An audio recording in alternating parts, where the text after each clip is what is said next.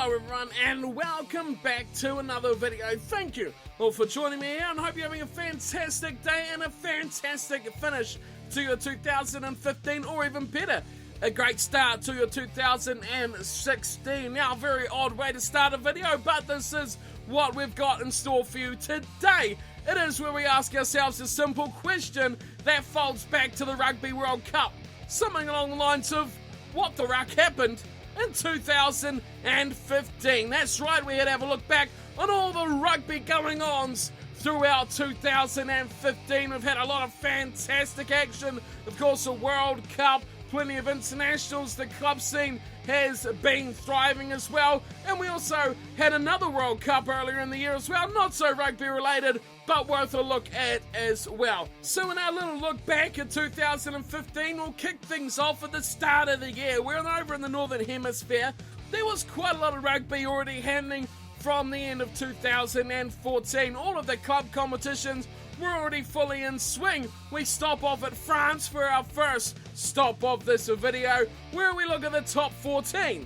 Some call this the best club competition in the world due to the amount of imports that the sides receive, the money that is thrown about, and even at this point in time right now, the French competition is just getting stronger and stronger. But as has always been mentioned, detrimental to the international side. I think most people would agree that that is exactly the case. But 2015 saw an amazing champion, and one that I didn't think would be there. It was Stade Francais. Eventually, the team that won the grand final, beating Clermont in the final, 12 points to 6. Now, I've got to feel sorry here for Clermont because they seem to be the bridesmaid to every single competition. We're talking about the European Champions Cup, we're talking about the top 14, anything on offer. They seem to always be that side that loses the final. We'll see them again later on in this piece as well,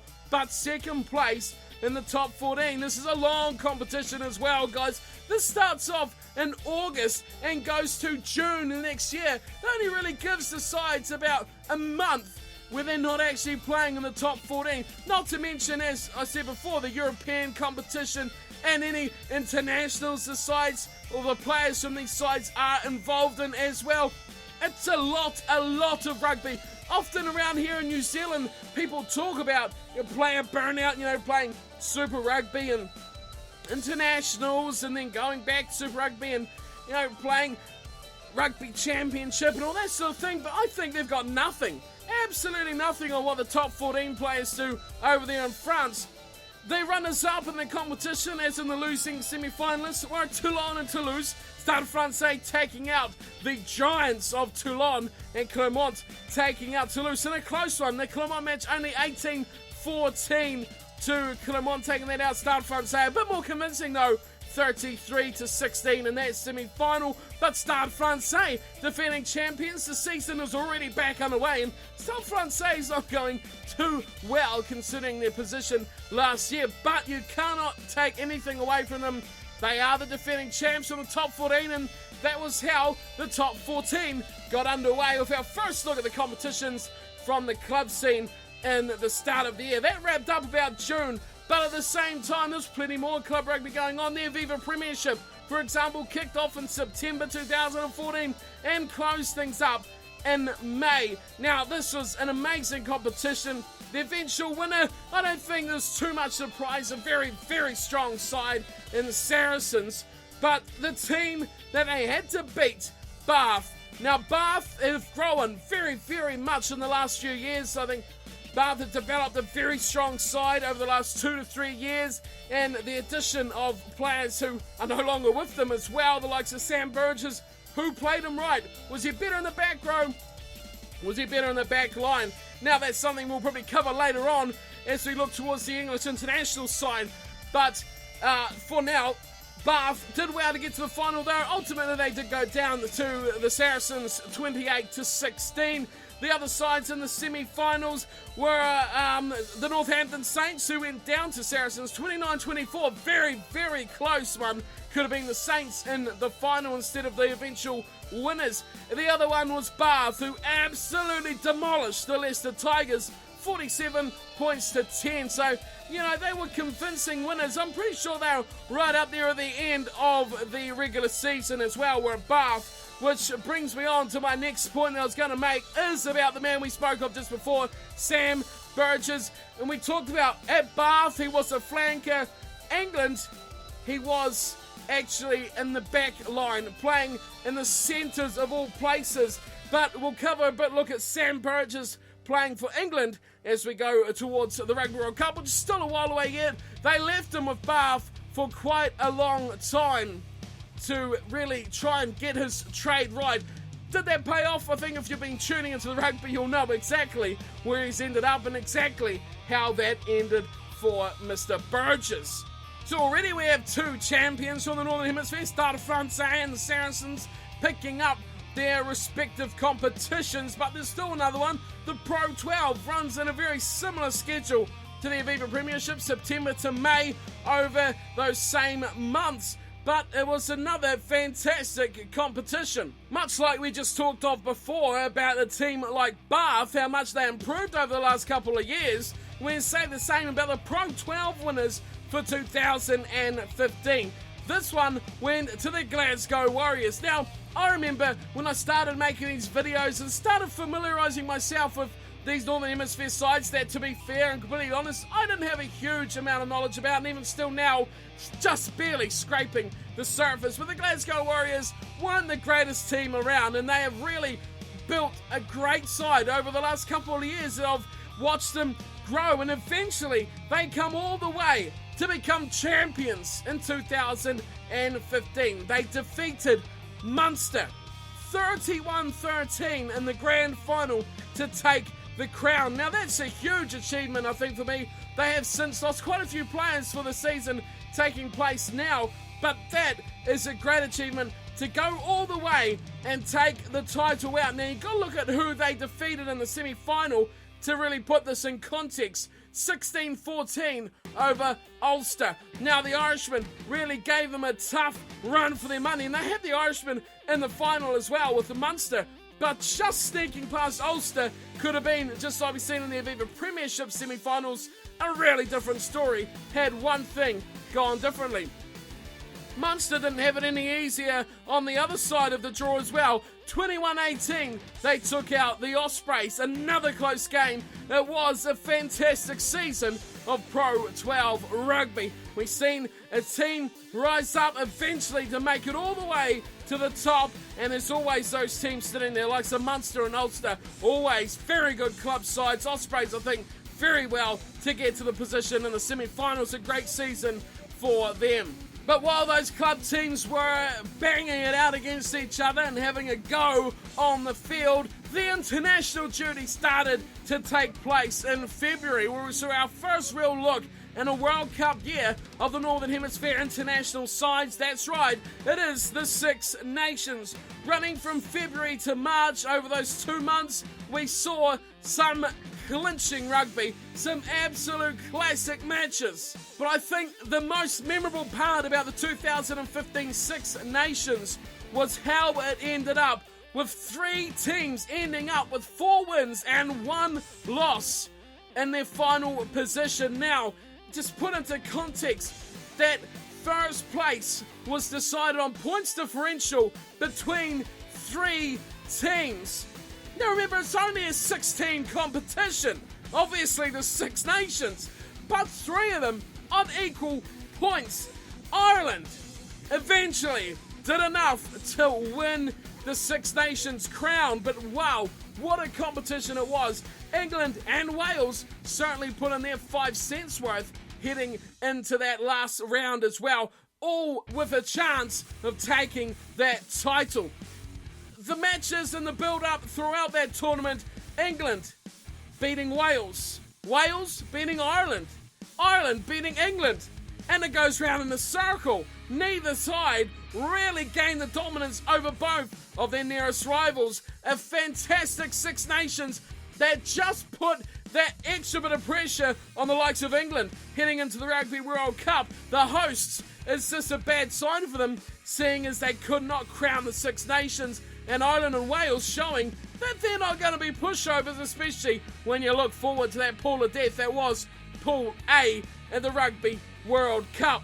So Six Nations form, along with recent form in the international level from the Irish, showed that they could possibly be a threat come Rugby World Cup. And even at that point, Wales showing they are no pushover either. Fantastic sides developing huge depth in the top level. But we turn our attention here slightly away from the rugby into another tournament that took place here in New Zealand and in Australia that for mine deserves a mention. It's a World Cup after all. It is the Cricket World Cup. Now, some of you are fans of cricket, some of you are not, so I'll be a bit brief on this, but I think this was an absolute massive tournament for the country and for the sport as well, mainly for the success that New Zealand had in the competition. To see the Black Caps go to the Cricket World Cup Grand Final for the first time in history was magical. It was absolutely amazing. Their semi-final against the Proteas against South Africa, you know, that is just nail-biting stuff. Two teams who have never made a World Cup Grand Final going head-to-head. Such a tight game like it was. Just amazing. Just absolutely top-shelf cricket from those two teams. It was Australia who eventually took the crown, but the most notable thing from that World Cup tournament was the performance of England. Now, I hate to really drag on about the English here, but once again, they failed to make it out of their Cricket World Cup pool. Now, at the time, you don't think much of it. England as a cricketing nation is very, very erratic. They can be good, and they could get to a semi-final or even final if they really wanted to. But they're also, on the other side of the scale, a team that could fall apart very easily and fail to make it out of the pool like they did. We should have seen it. We should have spotted it a long time ago, that they could have been a real foresight for the Rugby World Cup. In turn, what an amazing one it would have been if you could have picked that kind of thing to happen. But amazing tournament the Cricket World Cup was. I'll leave that there. I think it was one of the greatest Cricket World Cups. But as we've seen, it was one of the greatest Rugby World Cups later on in the year as well. So the cricket moves aside and we go back to the main event, which is the rugby. And heading still in February, another tournament kicked off. It was the Super 15 or Super Rugby, as it just seems to get more and more teams joining this competition. But just 15 for 2015, and it was quite a wonderful tournament. How much amazing rugby have we seen this year? And once again, if you're someone who can look back at something like this and say, you know, I should have spotted the obvious here, and it was the fact that the 4 semi-finalists from the Super Rugby competition did not involve a South African side. Following on to their form in the Rugby Championship, one may think they had some issues. 4 sides in the semi-finals were the Highlanders, the Waratahs, the Hurricanes and the Brumbies. 2 New Zealand sides and 2 Australian sides. Now, Australian rugby at this point wasn't looking the strongest, and I think most people thought that Australia could be one of the top sides to drop out of pool play in the Rugby World Cup.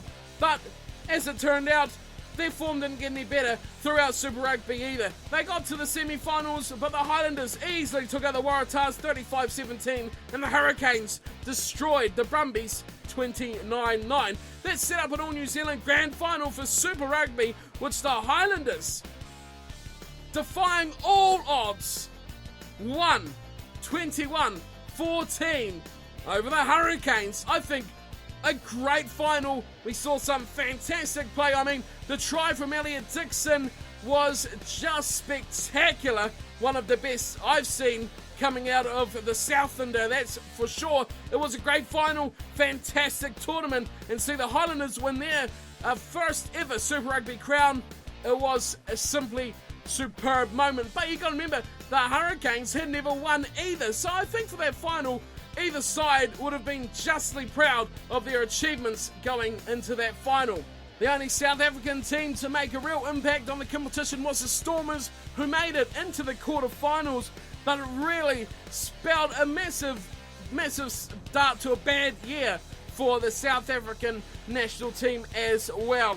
As the Super Rugby season was wrapping up, we got our first piece of bad news, which won't be the last, sadly, as this year wore on. That did get a few pieces of sad news. The first one was that All Black legend flanker Jerry Collins had passed away while protecting his family in a car crash with a bus. All sorts of things going on like that in his newfound home in the south of France.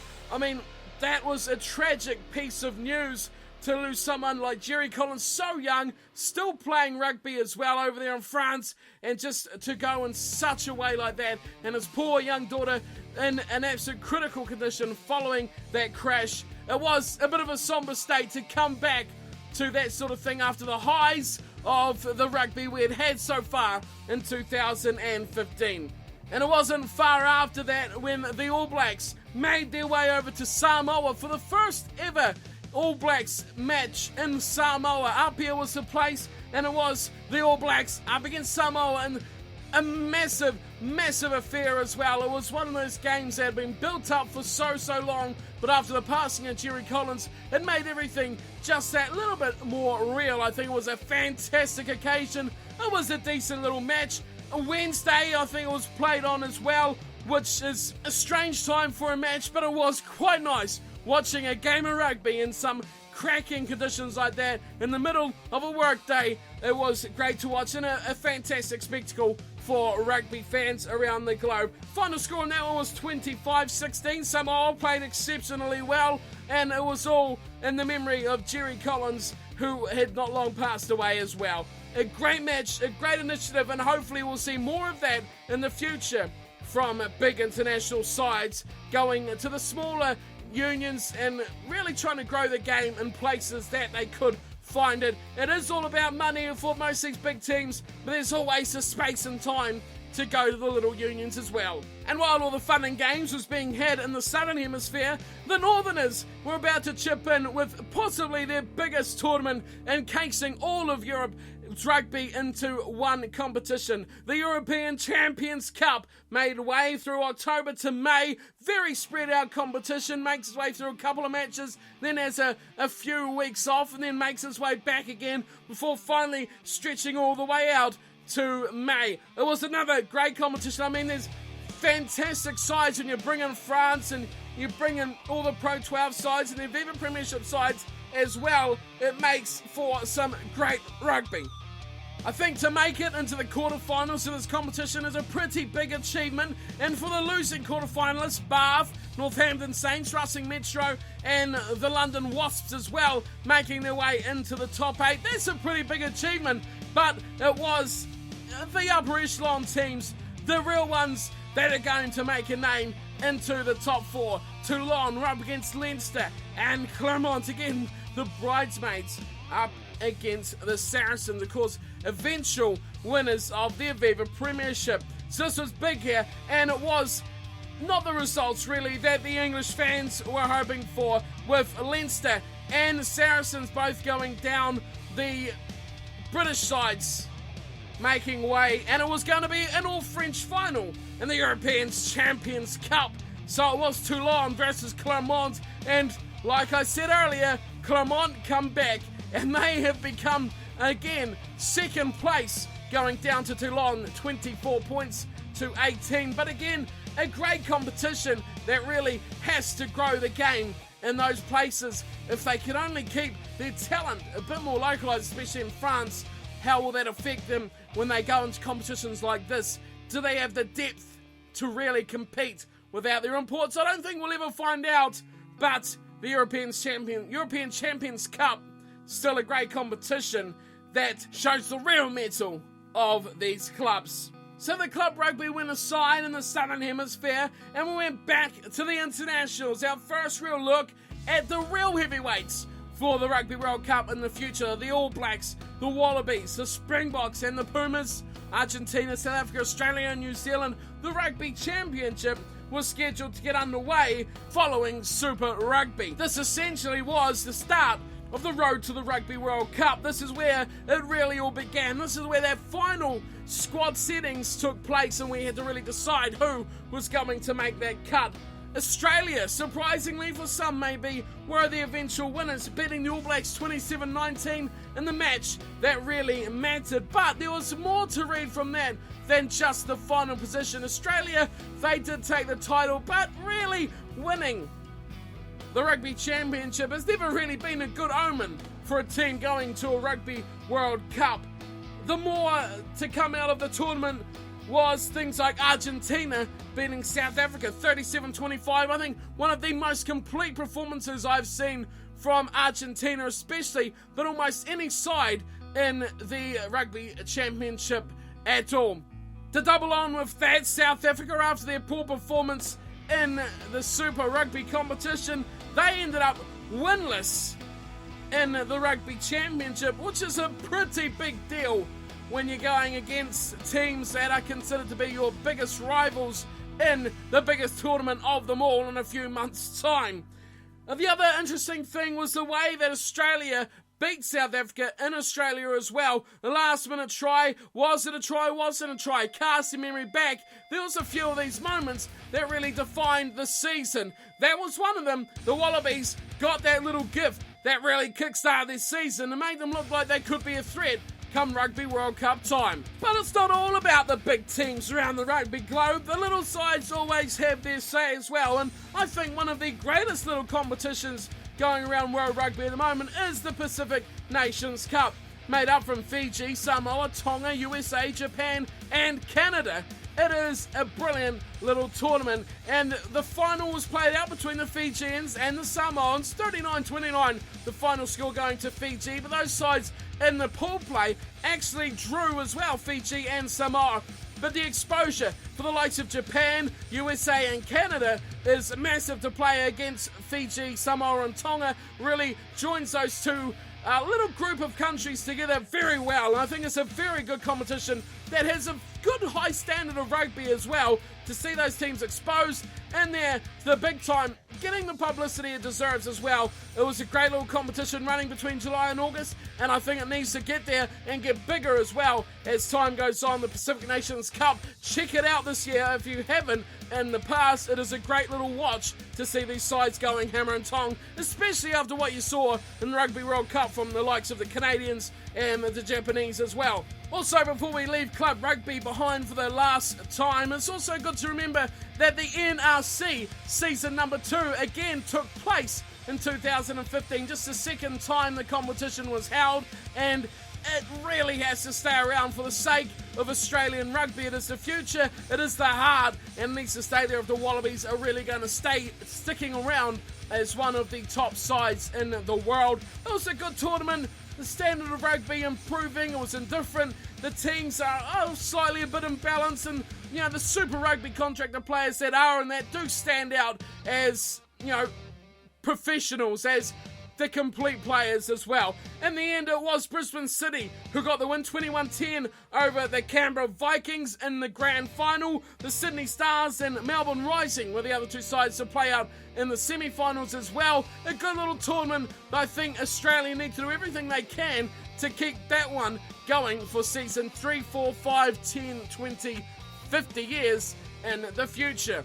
Okay, so we're wrapping things up here. We're just about at the end of the year. We're making our way into September, and this is where the real meat hit the fryer. This is the Rugby World Cup, the biggest tournament of them all. 2015, this was the time of the hosts, England, to put on a show.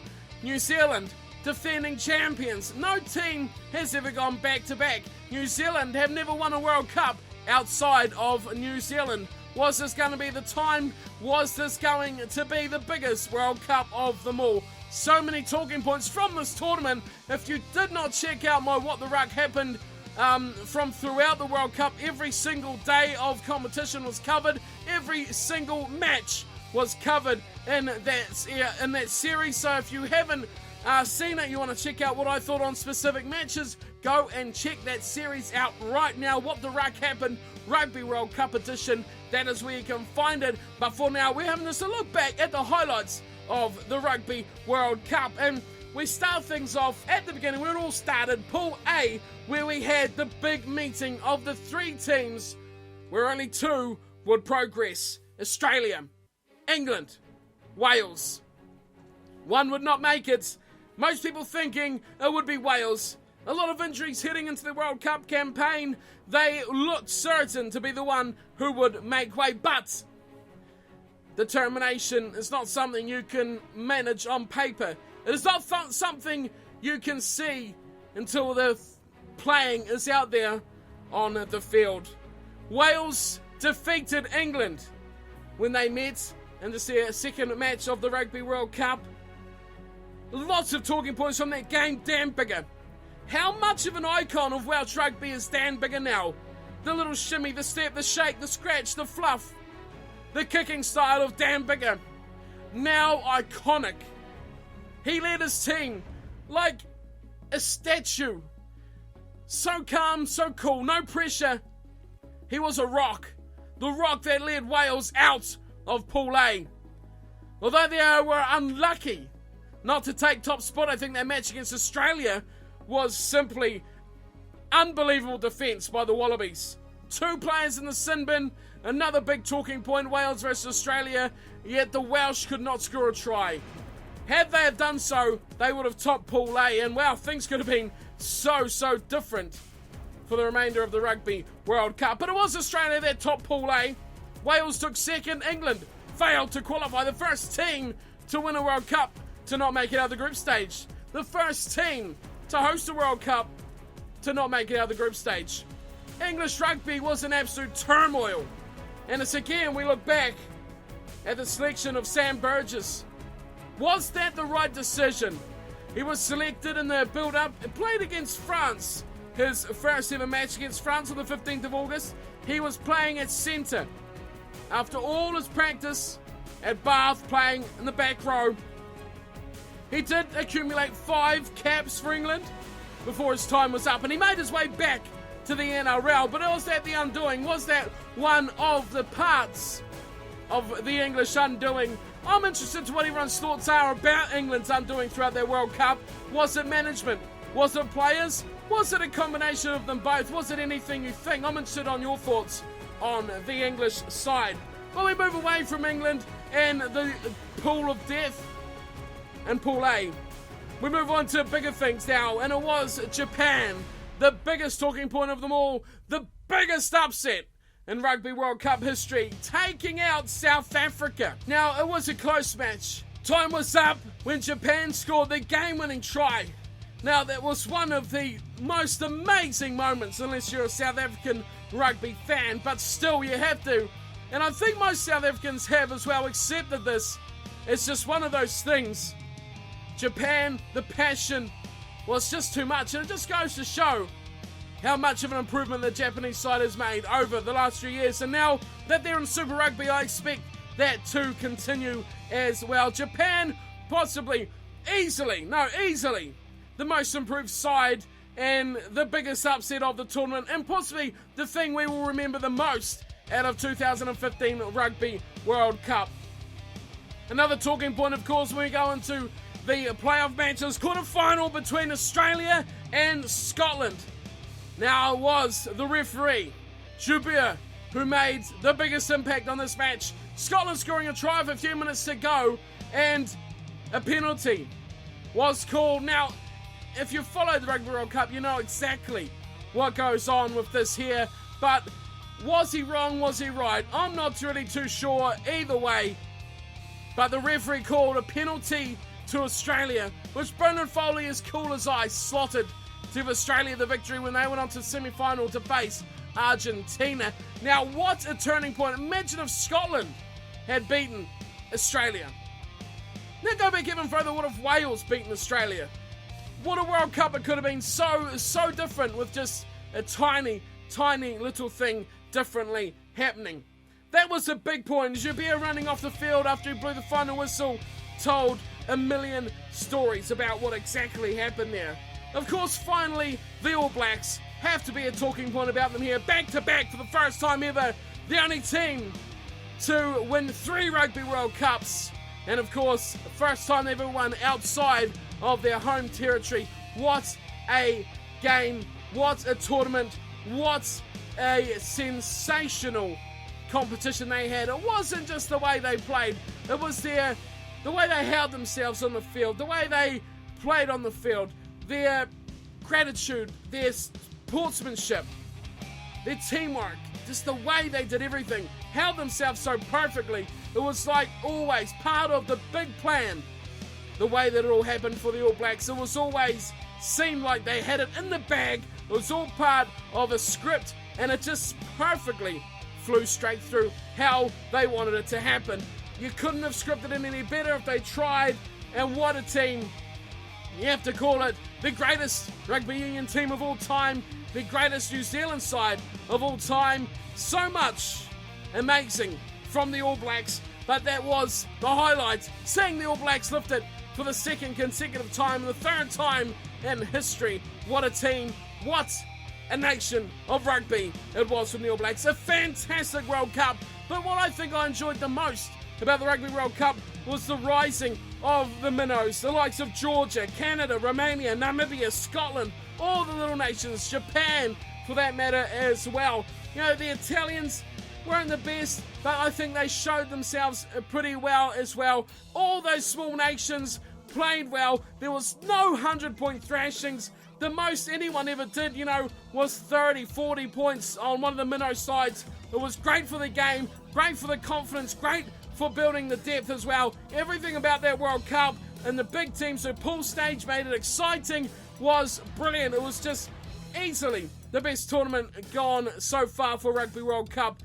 To see all those small sides having a chance of winning, giving it their all, getting these players in the professional competitions and showing the way forward is the future with these small nations for global rugby union. So just one more point remains for this video, and just before we get to that, I'm interested in what everyone's thoughts of the Rugby World Cup was. Do you agree it was the best tournament of rugby so far? Do you think there was room to improve? What did you like? What did you dislike? Interested in everyone's opinions on the tournament.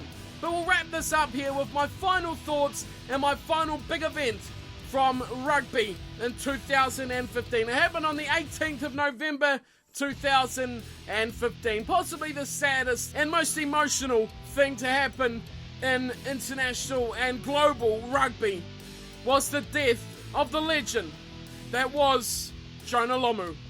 The All Black legend, the icon, the ambassador of world rugby. Everyone appreciated what this man offered, everyone feared what this man did, but everyone acknowledged what he became after the game. His input back into rugby, his input back into the grassroots, back into where it all started, where he all come from, and where the future is held. What he put back into the game excels by far what he took out of it while he played. He was one of the greatest players, not always the best. I don't think he was the best rugby player in history, not the complete, but he was devastating, damaging. He was a demolition job, bulldozer. You can give him all of the accolades, all that sort of thing you like. He was one of the greatest, and he was one of the best men to come through our game of rugby union. He will be forever sorely missed in our game. Such a legend, such an icon, respected throughout the globe, known, loved, and just idolised throughout the world of rugby. Once again, Jonah Lomu, we will remember forever. That wraps us up here for our look at 2015. Just a bit of a year in review, if you like. It's been a big year, it's been a massive year, it's been a year that I've followed a lot of rugby and enjoyed every single minute of it. And thank you to all you guys who have followed me along the way and have watched the videos, tuned in, had advice as well, given all the ideas, all the thoughts that you've all come up with have been fantastic. I thank everyone for tuning in and watching. Hope you have a fantastic end of year and start of 2016. I hope to see you all tuning in next year as well. Keep the ideas and thoughts coming through. Keep the comments coming through as well. There's plenty more action coming in 2016. Rugby coming your way. Cricket coming your way. We have all sorts of sports and goodness coming your way. So stick around, stay tuned, hit the like, the thumbs up button if you've enjoyed this video, and of course subscribe if you're new and you like what you're seeing here on Cornflakes Script. Thank you everyone for your time over 2015. I thank you all very, very much, and I'll see you all in 2016. Until then, thanks for watching and take care.